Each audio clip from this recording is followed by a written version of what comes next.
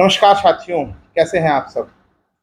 आज आप लोगों के सामने एक और रोचक जानकारी से रूबरू कराने का प्रयास कर रहा हूं, जो नए अधिवक्ता तथा जनता के लिए भी जानना आवश्यक है। क्या प्रक्रिया होती है और यह कानूनी दावपेच क्या होता है। साथियों, प्रायः जमीन के मामले हम देखते हैं कि कोई व्यक्ति खरीद रहा है और कोई व्यक्ति बेच रहा है। उसमें एक प्रक्रिया अपनाई जाती है जिसे म्यूटेशन अर्थात तरमीन कहते हैं। तरमीन लैंड रेवेन्यू रिकॉर्ड में एंट्री करने की व्यवस्था होती है और लैंड रेवेन्यू रिकॉर्ड जो होता है उसमें दर्ज होता है। साथियों, अगर इस चीज को नहीं समझा जाएगा तो जाहिर सी बात है कि कठिनाई का सामना करना पड़ सकता है और नए अधिवक्ताओं को इसमें काफ़ी कठिनाई होती है। ज़रा सा माइक फिट कर दिया जाए ताकि ऑडियो क्लियर रहेगा तो जो भी बातें आप लोगों के समक्ष रखी जाएगी वो समझ आएगी। साथियों, म्यूटेशंस की प्रक्रिया एक अच्छी जानकारी और सबके जानने की विषय है और तरमीन कैसे होता है और किस तरीके से उसकी पूरी प्रक्रिया है वो कैसे कंप्लीट की जाती है, इस विषय को जानना सबका अधिकार भी है और किस तरीके से इसको कंप्लीट किया जाता है और क्या इसके कानूनी दावपेच हैं उसको भी जानना जरूरी है। यह बहुत बड़ी प्रक्रिया तो नहीं होती है। पूरा रेवेन्यू कोड समरियल प्रोसीजर होता है और समरियल प्रोसीजर्स जो होता है वो टाइम बाउंड होता है। समरियल प्रोसीजर्स का मतलब होता है कि उसको बहुत लंबा नहीं चलाया जा सकता है और आए दिन आप देखते होंगे कि तहसीलों में इस तरह के मुकदमे बहुत लंबे दिनों से चल रहे हैं। कारण कुछ ना कुछ तो कारण होगा ही। अब इस विषय पे, कारण के विषय पे ना जाते हुए हम लोग आते हैं कि क्या है म्यूटेशंस और क्या क्या उसके लीगल एस्पेक्ट हैं। नए अधिवक्ता साथियों को भी जानना चाहिए और नए अधिवक्ता साथियों की थोड़ी सी हेल्प हो जाएगी ये प्रक्रिया जानने में, क्योंकि देखिए, नामांतरण, म्यूटेशंस, तरमीन तीनों एक ही विषय है। म्यूटेशन अंग्रेजी में, नामांतरण हिंदी में और तथा तरमीन उर्दू शब्द है जिससे संबोधित किया जाता है। म्यूटेशंस की मीनिंग क्या होती है?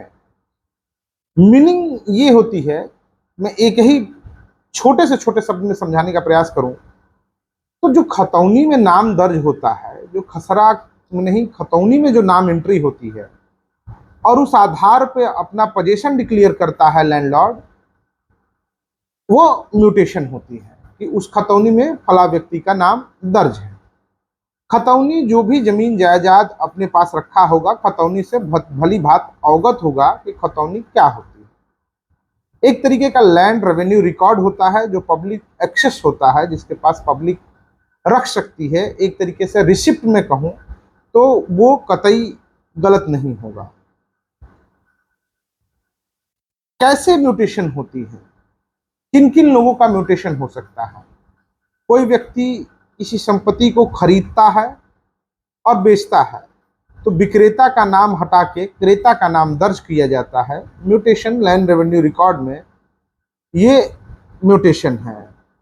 कोई पूर्वजों की संपत्ति पाता है, कोई किसी के पिताजी का देहांत होता है या किसी के पूर्वजों का देहांत होता है तो उसके अगले उत्तराधिकारियों में जिन लोगों का नाम दर्ज होता है वो म्यूटेशन की प्रक्रिया है।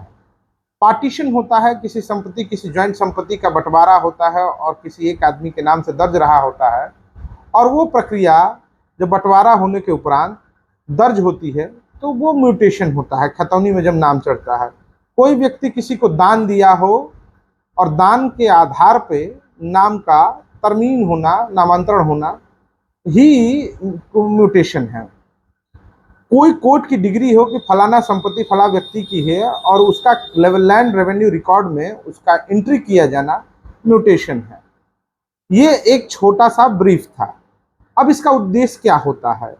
उद्देश्य तो एक्यूरेट लैंड रिकॉर्ड अपडेट करना होता है रेवेन्यू कलेक्शंस के लिए और लैंडलॉर्ड को आइडेंटिफाई करने के लिए and transparency in the land holding patterns. ये तीनों का अर्थ ये है कि सही तरीके से लैंड रेवेन्यू रिकॉर्ड में, जमीन के रिकॉर्ड में, दर्ज रजिस्टर्स में सही आंकड़े उपस्थित हो, ताकि रेवेन्यू कलेक्शंस ठीक से हो सके। और लैंडलॉर्ड कौन है, उस जमीन का मालिकाना हक कौन रख रहा है, उसको आइडेंटिफाई किया जा सके, ट्रांसपेरेंसी लाया जा सके लैंड होल्डिंग पैटर्न में, कि किसके बाद कौन कौन कौन कौन उसमें आया। जो इसके संबंध में लॉ है, एक कोड है पूरा पूरा, वो है उत्तर प्रदेश रेवेन्यू कोड 2006, जिसमें सेक्शन 33, 34 और 35 म्यूटेशंस के बारे में बात करते हैं। ये डिफरेंट डिफरेंट टाइप के म्यूटेशंस की बात करते हैं। कोई सक्सेशन के आधार पर म्यूटेशन की बात करता है, तो कोई खरीद फरोख्त की बात करता है। तो ये तीनों सेक्शंस जो हैं, म्यूटेट करने के लिए, संपत्ति हस्तांतरण करने, नामांतरण करने के लिए व्यवस्था होती है। अब कोई फ्रॉडुलेंट एंट्री हो जाती है, कोई गलती से कोई अपना म्यूटेट करा लेता है, किसी खतौनी में किसी का नाम दर्ज होता है, तो उसको रिजेक्ट करने के लिए रूल 109 में व्यवस्था की गई है। इसके रूल्स भी हैं, लैंड रेवेन्यू कोड्स के रूल्स भी हैं, जो रूल 109 में व्यवस्था की गई है। और सेक्शन 210 में अपील की व्यवस्था की गई है। अपीलेंट कोर्ट के बारे में कही गई है कि अपील कब होगी, कैसे होगी। साथियों,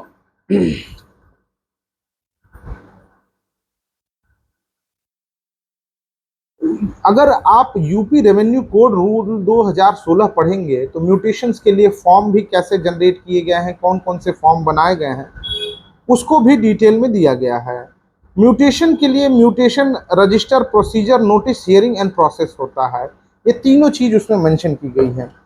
अगर मैं इसको डिटेल में समझाने का प्रयास करूं, तो आपको बताऊंगा, एप्लीकेशन टू तहसीलदार, जब कोई व्यक्ति कोई मरता है, जीता है, कोई संपत्ति खरीदता है, कोई संपत्ति का दान प्राप्त करता है, या कोई कोर्ट की डिग्री प्राप्त करता है, तो वो अपने म्यूटेशन कराने के लिए तहसीलदार के समक्ष एक एप्लीकेशन मूव करता है। और उस एप्लीकेशन के आधार पर पार्टियों को नोटिस होती है, जिनका संपत्ति हस्तांतरण हो रहा है और जिनके पक्ष में हस्तांतरण हो रहा है वो होती है। उसके बाद एक लेखपाल अपनी रिपोर्ट बनाता है, और रिपोर्ट बनाने के आधार पे म्यूटेशन होती है। अगर कोई आपत्ति आती है तो ऑब्जेक्शन लिया जाता है, फिर तहसीलदार का ऑब्जेक्शंस और ये सब कंपाइलेशन के बाद ऑर्डर होता है। ऑर्डर होने के बाद खतौनी में एंट्री हो जाती है। जो इसकी प्राइमरली अथॉरिटी है वो तहसीलदार है। अपीलेंट अथॉरिटी आपको क्या कहते हैं, सब डिविजनल रेवेन्यू ऑफिसर्स होता है, एसडीओ। और वेरीफाइड करने वाली अथॉरिटी जो होती है, कानूनगो होती है, लेखपाल होता है। इंस्पेक्टर, रेवेन्यू इंस्पेक्टर या लेखपाल होते हैं, जो आपके डॉक्यूमेंट्स और आपकी लीगल स्टेटस को वेरीफाइड करते हैं।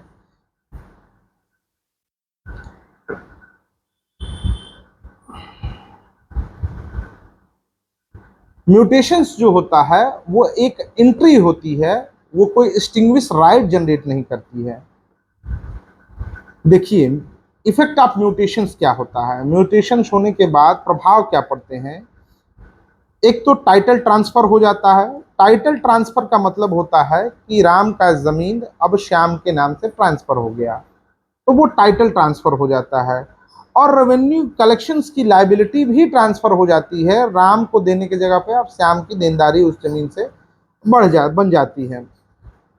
और उसका उद्देश्य मैंने पहले भी बताया था कि रिकॉर्ड कीपिंग के लिए होता है, कि लैंड रिकॉर्ड कीपिंग किया जाए। इसके संबंध में मैं एक केसला कोट करूंगा, क्योंकि देखिए, म्यूटेशंस को पहले ही लोग स्वामित्व के दायरे में समझ लेते हैं, जबकि म्यूटेशन कतई ये डिसाइड नहीं करता है कि फला व्यक्ति इसका स्वामी है। इसके लिए अमर सिंह वर्सेस स्टेट में AIR 1981 SCC 1191 में ये डिटरमाइन किया गया कि mutation does not confirm the ownership. मतलब म्यूटेशन जो है वो ओनरशिप को डिटरमाइन नहीं करता है, शो नहीं करता है। अब इसमें जो है, इसके एविडेंशियली क्या वैल्यू है, साक्ष्य की वैल्यू क्या है। ये देखिए, admissible under section 35 evidence act as an entry in the public record but made performance the official duty but not conclusive proof. यह एक 35 एविडेंस एक्ट के धारा 35 में इसको एक पब्लिक डॉक्यूमेंट्स के रूप में माना जा सकता है, लेकिन यह निश्चायक सबूत नहीं है कि उसी से किसी कहीं एंट्री हो गई है और वो म्यूटेशन हो गया है, उसी के आधार पर उसको मालिकाना घोषित कर दिया जाएगा। मालिकाना होने के लिए डिफरेंट टाइप के क्लाज हैं और डिफरेंट टाइप की स्टेबिलिटी है। मालिकाना होने के लिए आप सक्सेसर हो, सेल डीड आपके फेवर में हो, और या तो गिफ्ट डीड हो या तो कोर्ट की डिग्री हो, तो आप मालिक हो सकते हैं किसी संपत्ति का। लेकिन म्यूटेशंस के आधार पर ही केवल अपने आप को नहीं मालिक घोषित किया जाता है। जिनके आधार पर म्यूटेशन होता है वो मालिकाना हक को डिटरमाइन करते हैं। देखिए, एक mutation entry can be refer at the corroborative evidence in civil suit. अगर कोई सिविल का मुकदमा चल रहा है तो उस दौरान इसको कॉरोबोरेट किया जा सकता है, कॉन्क्लूसिव एविडेंस के रूप में इसको एडमिसिबल नहीं किया जा सकता है। अब म्यूटेशन की प्रक्रिया में अगर कोई ऑब्जेक्शंस आता है, किसी की आपत्ति आती है, तो वो उस कोर्ट में देखा जाएगा जिस कोर्ट में प्रक्रिया चल रही है, और उसकी एक टाइम बाउंड है। म्यूटेशन अगर डिस्प्यूटेड है तो 90 दिन में उनको डिसाइड करना अनिवार्य है। अगर 90 दिन से ज़्यादा होती है तो वो प्रक्रिया कहीं ना कहीं बायस्ड मानी जाएगी और उसके लिए मैंडमस लाई कर रहा है। अब मैं इसको संबंध में कुछ विशेष टिप्पणी करते हुए केस लॉ के बारे में बात करूंगा, जिससे आप लोगों को सही तरीके से समझ में आने की प्रक्रिया समझ में आ जाए। देखिए, state of UP versus Amar Singh के मामले में mutation does not confirm to title it the facial document. ये कभी टाइटल डिसाइड नहीं करता है। नामांतरण किसी संपत्ति के टाइटल को डिसाइड नहीं करता है। Narendra Singh versus state of UP में 2016 में title must be proven by the valid transfer, mutation is the only supportive evidence. मैंने पहले भी कहा था कि टाइटल डिसाइड होगा आपके उत्तराधिकारी होने पे, आपकी जो जमीन जो आपने खरीदी है या दान में पाई है या कोर्ट के ऑर्डर पे पाई है या बंटवारे में पाई है, उसके आधार पे डिसाइड होगा, न कि म्यूटेशन ही आपकी हो गई है, खतौनी में आपका नाम एंट्री हो गया है तो आप उसके संपूर्ण मालिकाना हक रखते हैं। Harishankar versus deputy director versus consolidation चकबंदी के लिए हुआ था। एक सूट फाइल हुई थी ऑनरेबल हाई कोर्ट्स में, और 2010 में इसको डिसाइड करते हुए कोर्ट की फाइंडिंग आई थी कि mutation entry is the fraudulent obedient is the wide and can be cancel under the 109 rule. अगर कोई गलत एंट्री की गई है कहीं भी तो उसको 109 रूल 109 में कैंसिल किया जा सकता है।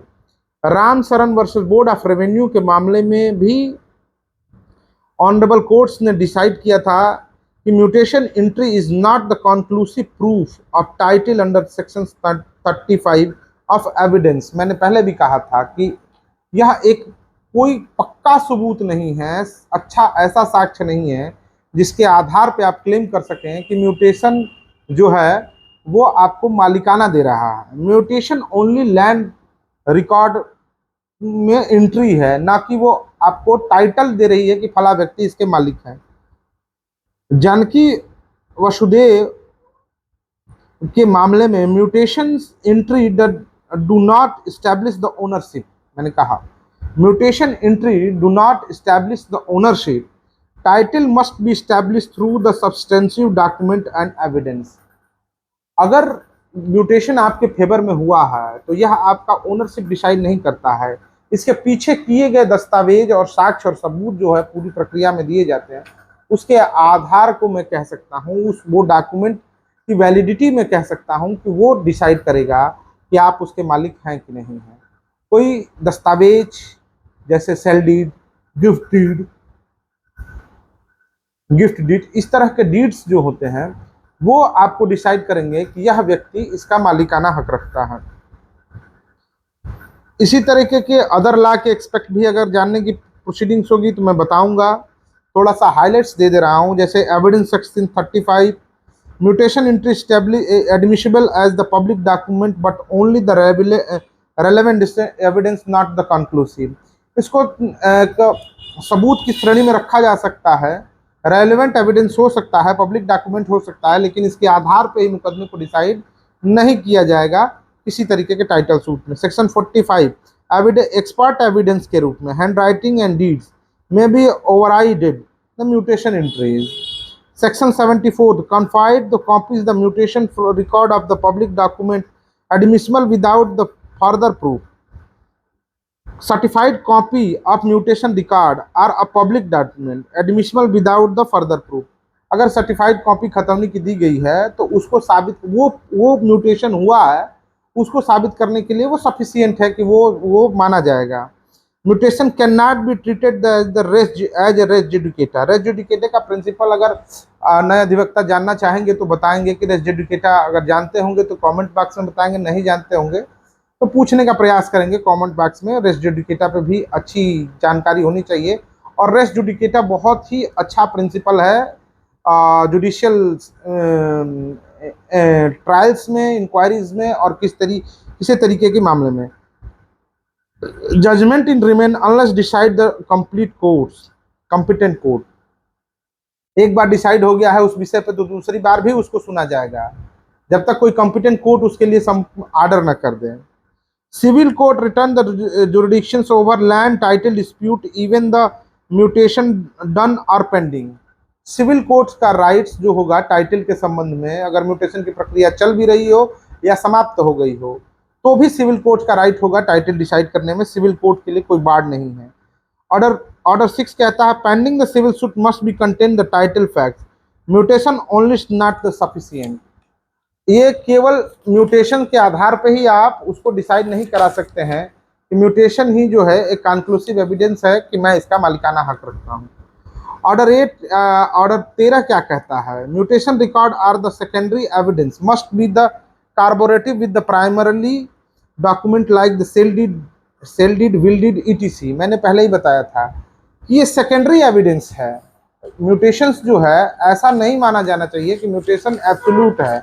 म्यूटेशन ना कंक्लूसिव प्रूफ है ना वो प्राइमरी एविडेंस है टाइटल डिसाइड करने। म्यूटेशन का केवल ऑब्जेक्ट और उद्देश्य यही है कि लैंड रिकॉर्ड में एंट्री हो जाना और एक खतौनी में दर्ज हो जाना और रेवेन्यू कलेक्शन करना और लैंड क्या कहते हैं land holding transparency in land holding, मतलब जो उसके अब तक लैंड होल्डिंग के कैटेगरीज में रहे हैं उनको फुलफिट करना। वो कंक्लूसिव एविडेंस नहीं है, ना ही उससे यह डिटरमाइन किया जा सकता है कि such property is the such persons.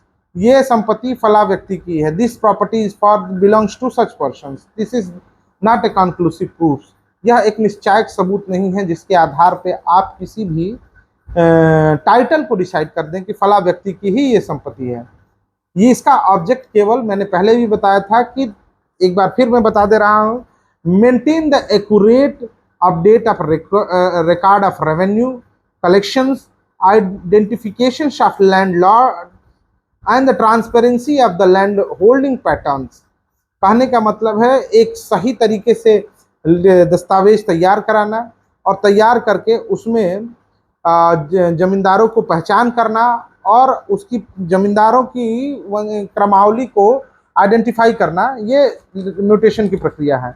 Mutation की प्रक्रिया एक शॉर्ट टर्म प्रक्रिया है, समरियल ट्रायल है, इसको लंबे दिन तक नहीं चलाया जा सकता। मैक्सिमम इसकी लिमिट 90 दिन है। अगर कोई अथॉरिटी इस लिमिट को क्रॉस करती है तो उसके अगेंस्ट रीट ऑफ मैंडेमस बन जाता है और रीट ऑफ मैंडेमस बहुत ही खतरनाक होता है जिसके लिए ये अधिकारियों को बाध्य होता है। आए दिन मैं देख रहा हूँ कि तहसील कोर्ट्स में और एसडीएम कोर्ट्स में म्यूटेशन की प्रक्रिया बरसों बरसों तक चलाई जा रही है, जो कोर्ट की मानसिकता के अगेंस्ट है और न्यायालय में मुकदमे को बोझ को बढ़ा रहा है। यह इतनी बड़ी प्रक्रिया नहीं है जिसको डिटरमाइन करने के लिए बहुत टाइम लिया जाए। आसान सी प्रक्रिया है, वेरिफिकेशन होना है, वेरिफिकेशन होने के बाद म्यूटेट हो जाना है और ये काम केवल पब्लिक का नहीं है, ये एडमिनिस्ट्रेटिव वर्क है, एक प्रशासनिक वर्क है, और जिसको उनकी करनी जिम्मेदारी है। ये प्रशासनिक वर्क में आता है म्यूटेशन। ऐसी रोचक जानकारी जानने के लिए आप सब अगर फेसबुक पे देख रहे हैं तो फॉलो करेंगे, अगर यूट्यूब पे देख रहे हैं तो सब्सक्राइब एंड लाइक करेंगे। जय हिंद, जय भारत।